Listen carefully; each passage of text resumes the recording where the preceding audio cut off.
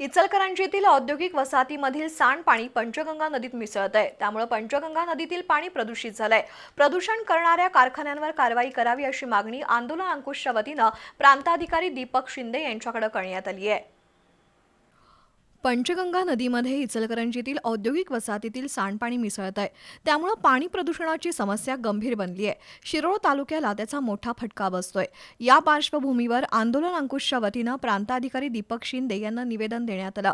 यावेळी धनाजी चुडमुंगे, राकेश जगदाळे, दीपक पाटील, नागेश काळे, प्रभाकर बनगर यांच्यासह कार्यकर्ते उपस्थित होते।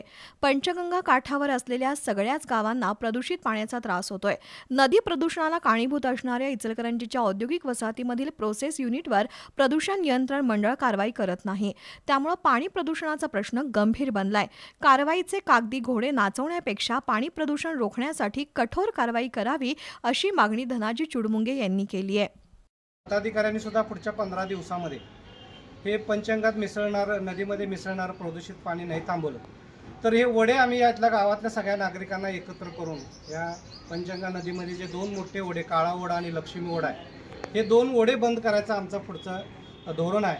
15 दिवसात प्रशासनाच्या मार्फत जर हे काम झालं तर चांगली गोष्ट आहे। जर प्रशासनाने याबाबतीत पुन्हा कागदी घोडे नाचवायचा प्रयत्न केला, प्रदूषण मंडळाकडे ही गोष्ट ढकलली आणि प्रोसेसवाल्याने आम्ही प्रक्रिया करून नदीत पाणी सोडते असं मंडळीचं भूमिका ठेवली तर आम्ही शेतकऱ्यांना घेऊन, तिथल्या नागरिकांना घेऊन हे दोन्ही ओढे कायमस्वरूपी बंद करणार आहे। जे पाठीमागं बॅकवॉटर येईल ते इचलकरंजी वासियांनी, त्या प्रोसेसवाल्यांनी ते पाणी आपल्या घरात नेऊन वापरावं अशी आमची सगळ्या नागरिकांची मागणी आहे।